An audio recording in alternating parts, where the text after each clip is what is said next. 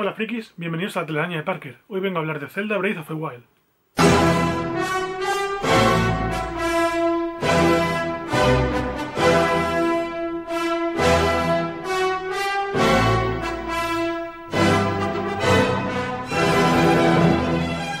El Zelda Breath of the Wild es un juego de la saga de Legend of Zelda de acción y aventura desarrollado por Nintendo EPD, que es una división que aúna Nintendo EAD y Nintendo Software Planning and Development, y en colaboración con Monolith Soft, que se desarrolló para Wii U y para Nintendo Switch, y siendo el 18º juego de la saga. El juego se lanzó el 3 de marzo del 2017 como un mundo abierto en el que se pueden encontrar formas muy diversas de llegar a los distintos objetivos que tenemos. En principio era un juego que se iba a estrenar en 2015, pues en principio es exclusivamente para Wii U, pero bueno, se fue retrasando hasta que al final en el E3 del 2016 ya se presentó y se estrenó en 2017. El juego fue muy bien recibido tanto por crítica como por fans y ganó 3 premios en los Game Awards del 2017, incluyendo el de Juego del Año. Bueno, en cuanto al argumento, si bien la historia es bastante sencilla, pues comienza con un Link que se despierta en una especie de cama rara, pues en una especie de cápsula, habiendo perdido la memoria, y bueno, en ese santuario se encuentra con un objeto que es la piedra Sheikah, que es una especie de tablet, y con una voz que le dice que tiene que salir y tal. Cuando sale al exterior, esa voz que le va guiando, aparte, pues le manda a distintos sitios, y además se encuentra con una especie de anciano que también pues le va dando algún consejo. Esa voz que comentaba antes le lleva a una especie de atril para que conecte esa piedra Sheikah con ese atril y de repente se alza una torre que le permite ver un poco pues lo que hay alrededor. Vuelve a aparecer entonces el viejo que nos dice que bueno, que si queremos básicamente ir a una serie de santuarios y desarrollar pasar una serie de misiones en unos santuarios para desbloquear unos módulos que son una especie de habilidades especiales que tenemos, como por ejemplo usar bombas, hacer fotos o paralizar a los rivales o paralizar objetos. Y bueno, al final de esta especie de intro, que más o menos podemos hacer como queramos, o sea, realmente la gracia de este juego es que él nos dice, pues hay estas 4 torres, puedes hacerlas o no, lo normal es hacerlas, y tú vas con tu libertad yendo como quieres y resolviendo los puzzles y esas cosas como tú quieres. Al final este anciano pues nos da lo que es la parabela, que es un objeto de los más importantes del juego, que nos permite ir planeando por el mapa, pues cuando saltamos de una altura alta, pues para poder avanzar muy rápido. Y sobre todo nos pone un poco en situación de la historia, realmente nos revela quién es, no voy a decirlo aquí, y nos pone en situación de qué es lo que ha pasado, cómo hemos llegado a esta situación y tal. Poco más es la historia del juego.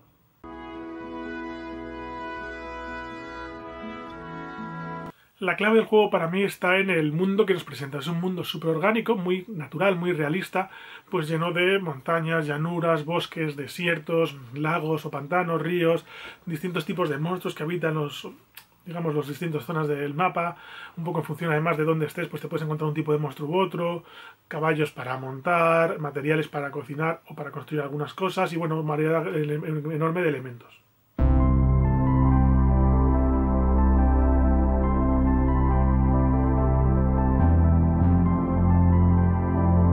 Y Nintendo lo que quería era un mundo completamente conectado con un estilo más parecido al primer Zelda, al de la NES, en el que pues importaba más el mundo que explorabas que las mazmorras en las que entraban. Según Eiji Onuma, la idea era dar libertad a los jugadores para que se moviesen por el mundo como quieran y donde quieran. Además de permitirte pues conseguir distintos tipos de objetos y cocinar y construir, etc. En el 2013, en un Nintendo Direct, Eiji Onuma ya anunció que estaban trabajando en un Zelda que sería pues lo más de lo más, o sea, que cambiaría la forma de resolver los puzzles, de enfrentar los calabozos y esas cosas, pero en 2015 tuvo que anunciar un retraso porque el equipo quería crear el mejor Zelda posible y para eso estaba mirando más allá del 2015. Comentar también que como principales diferencias entre el juego de Wii U y el juego de Switch, pues decir que el de Wii U tiene una resolución de 720p y 300 fps, frames por segundo, mientras que el de la Switch en televisión tiene 900p y los 30 fps, aunque en portátil sí que tiene la misma resolución, 720 y 30.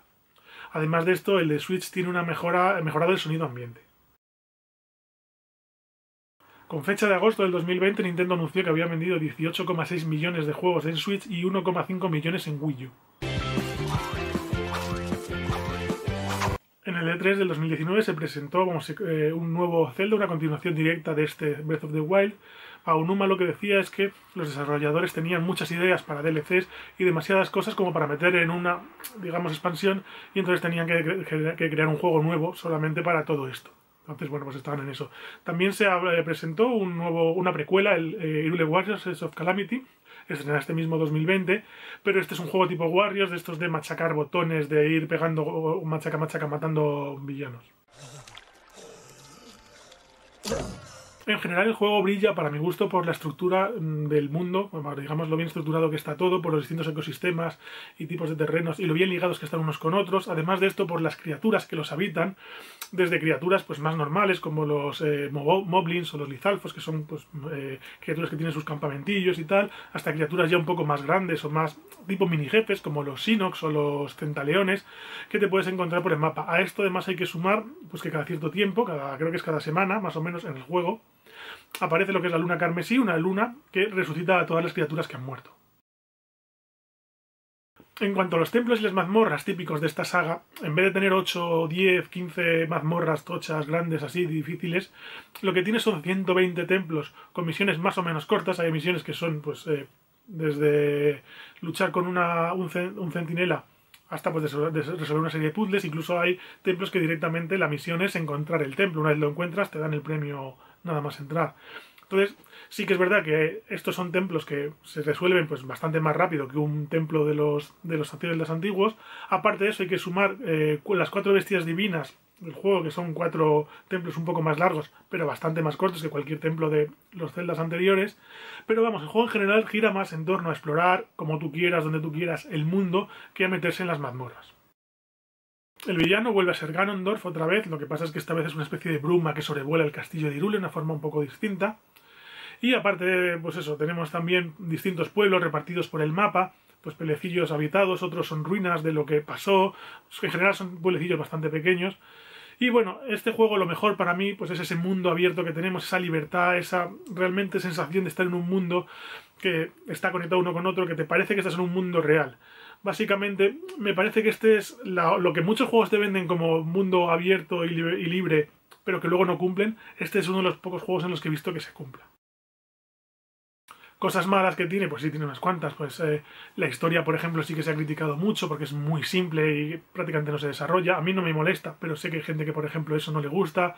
Luego, pues hay situaciones que se pueden volver un poco repetitivas, los templos y los puzzles y tal, pues a veces son distintas formas de resolver lo mismo y pues pierden parte de la gracia. No son 120 santuarios completamente distintos, sino que hay pues muchos que son muy del estilo, o bueno, pues situaciones de enfrentar distintos villanos que son muy parecidas. Pero bueno, por ejemplo, a mí el poder enfrentar un pueblecito, una especie de asentamiento de goblins, pues yo que sé, a disparos o flechazos o en sigilo, pues es muy divertido porque te da mucha variedad. Y luego otra cosa que tiene, pues esas aldeas que comentaba, que las veo como muy escasas, muy escuetas, muy pequeñitas. No veo pueblos más o menos grandes, sino pues son 4, 5, 6 casas como mucho. Claro, te da una sensación como de no de un pueblo donde vive gente, sino de unos 4 o 5 personas que han huido de su pueblo y han montado lo que han podido. Y aquí quiero dejar un vídeo con un poquito de imágenes y cosas y situaciones distintas del juego para que os hagáis una idea de la variedad de opciones que hay.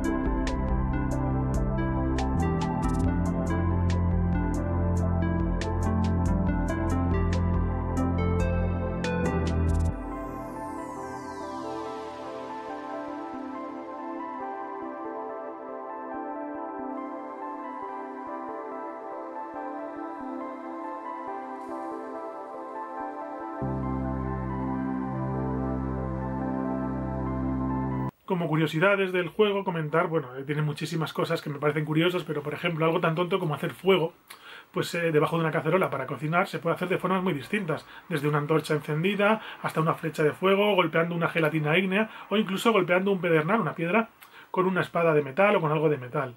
Es decir, que Link es como una especie de nuevo Legolas, con pues cada uno con su arco, los dos domando caballos, los dos subiéndose a grandes elefantes, o los dos también deslizándose por laderas subidos en escudos.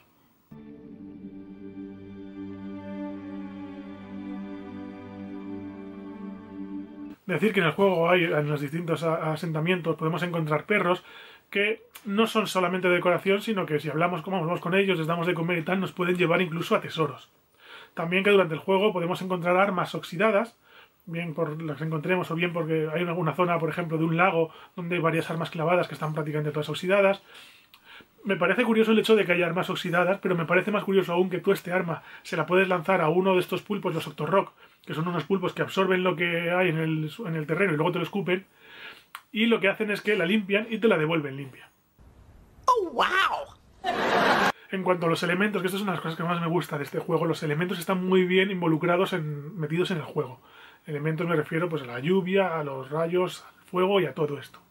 Entonces, por ejemplo, las ropas, en cuanto a las ropas, los elementos influyen porque, por ejemplo, hay ropa ignífuga para cuando vas a zonas de, pues como el volcán y tal, pero eso no quita que si tú te mojas, por ejemplo, seas más resistente al fuego, aparte de que puedas tomar alguna cosa para hacerte resistente, pero detallitos como eso, o que hay ropa para el frío también, pero también hay ropa para nadar, y la ropa para nadar te hace nadar más rápido, pero por ejemplo, no llevar nada de ropa te hace nadar más rápido que llevar ropa normal.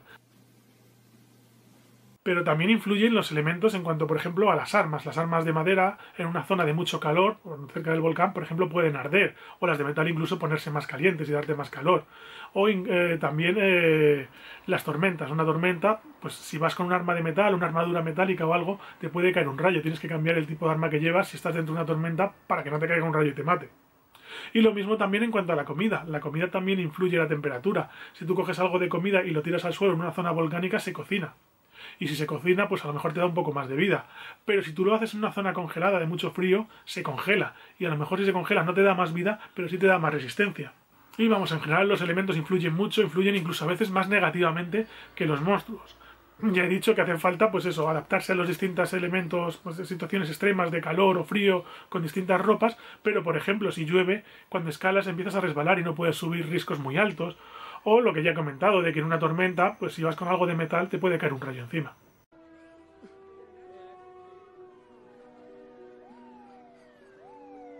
Por ejemplo, otra cosa que me parece curiosa es que si vas a enfrentarte a un Inox y quieres saber qué premio te puedes llevar al vencerlo, no tienes nada más que mirarle el collar. En el collar que lleva están colgados pues las armas o cosas que digamos, esa criatura va a soltar, más allá de todo lo que sean objetos físicos suyos, pues como uñas o cosas así. Pero, pues eso, o sea, muchas veces puedes tú, en función de lo que le veas colgando un Inox, decidir enfrentarte a él o ver que el premio no es suficiente y a lo mejor escapar. Y eso es algo pues, que, con un detallito tan tonto como ponérselo colgando de un collar, me parece algo muy, muy bien hecho. Y luego también en este juego tenemos los famosos cucos, esta especie de gallinas de los distintos celdas, que si atacamos o si golpeamos, pues te pueden atacar a ti, además atacan en manada, son invencibles y destrozan lo que haya.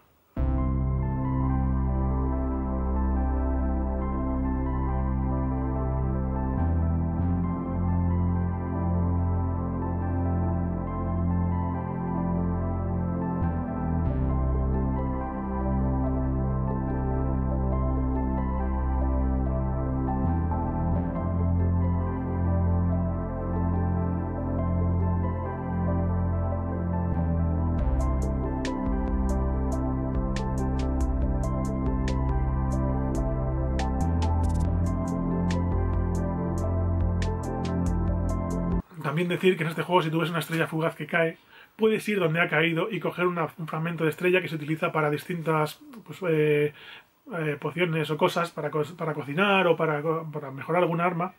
Y bueno, pues me parece también algo bastante curioso. También decir que no se pueden acariciar los perros en este juego y al parecer es por una razón que me parece bastante curiosa, y es que claro, si tú haces una animación para acariciar perros teniendo en cuenta que hay animaciones para subirte a osos, a ciervos, a distintas criaturas, no solo a los caballos, seguramente la gente hubiese querido que hiciesen animación de acariciar caballos, animación de acariciar ciervos, de acariciar osos y de acariciar cucos y de acariciar todo.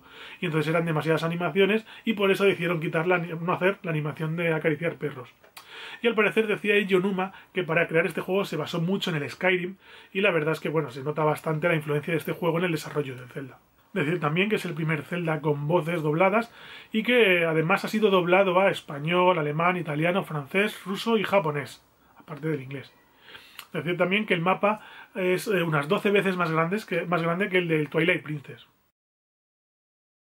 Entonces, como conclusiones de este juego, básicamente voy a intentar hacer también un vídeo, algunos compañeros comentando un poco por las experiencias de cada uno, lo mejor y lo peor y tal, pero voy a dar unas pequeñas conclusiones sobre este juego ahora mismo y para empezar es para mí el mejor juego de la Switch, mejor juego de Zelda y uno de los mejores juegos que he jugado en mi vida. Realmente es un juego que para mí está ahí con el Ocarina of Time, que me parece un juego rompedor y está, pues eso, en uno de los mejores juegos. Están en esos dos, pero este sobre todo ahora mismo es uno de los mejores juegos que he jugado que yo recuerde.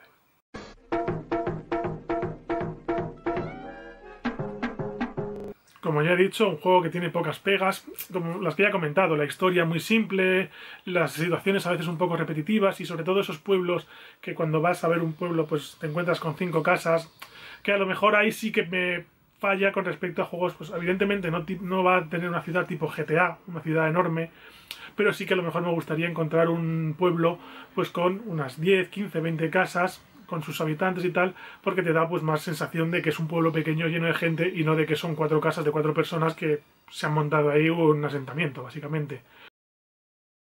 Como ya he dicho, un juego que me parece que pese a esos pequeños detallitos que podrían a lo mejor ser un poquito mejores, me parece uno de los mejores juegos que existe, uno de estos juegos de mundo abierto muy bien hecho, que además te da lo que te vende, porque yo he jugado a muchos juegos de mundo abierto que te ofrecen una libertad completa para hacer las cosas y al final esa libertad completa lo que tiene es distintas formas de hacer las cosas, pero que al final son 2, 3, 4 formas y ya está. Aquí realmente tú tienes una libertad muy grande de moverte por el mapa, de ir a distintos sitios. Allí a lo lejos ves una montaña y puedes ir a explorarla, ves un risco con una forma curiosa y te puedes acercar a ver qué pasa, ves unos árboles, ves cosas y casi en cualquier rincón al que vayas puedes encontrar o secretos, o monstruos con los que enfrentarte, o objetos que puedes utilizar. O sea, es un mundo que está muy bien, está muy lleno, dentro de que es un mundo que se supone que es posapocalíptico y está relativamente arrasado y vacío, pero te encuentras o monstruos, o te encuentras objetos, o te encuentras premios, o puzzles, o cosas que al final pues te permiten el ir explorando con ganas, porque vas encontrando pues cosas. Más allá del hecho de que además esa exploración está muy bien metida, todo ese mundo está muy bien ligado, pues llegas por un río hasta el mar, o llegas a una zona, vas hacia el norte y entonces empieza a hacer calor y luego acabas llegando al desierto, o cosas así. Es un mundo que está es muy orgánico, me parece que está muy bien unido todo con todo, y sinceramente me parece uno de los mejores juegos que he jugado, más allá de que no me he metido en el tema de que las peleas están muy bien hechas, los gráficos a mí me parecen increíbles, dentro de que son para una Switch, porque no son una Play 4 ni una Xbox One. Son un montón de detallitos y de cosas que me parece que no puedo ser más recomendable este juego. Me parece uno de los mejores juegos que hay y, de hecho, me parece un juego que puede vender consolas. O sea, es de estos juegos que a alguien le pueden hacer comprarse una consola solo por poder jugarlo. Y hasta aquí este vídeo, espero que entendáis que me parecen los mejores juegos que hay, que os lo recomiendo, que si alguien no lo ha jugado, no lo ha probado y tiene la posibilidad, que no sea que espera, me parece, pues si no el mejor juego que existe, uno de ellos. Y bueno, espero que os haya gustado el vídeo, si es así, que deis un buen like y que os suscribáis al canal.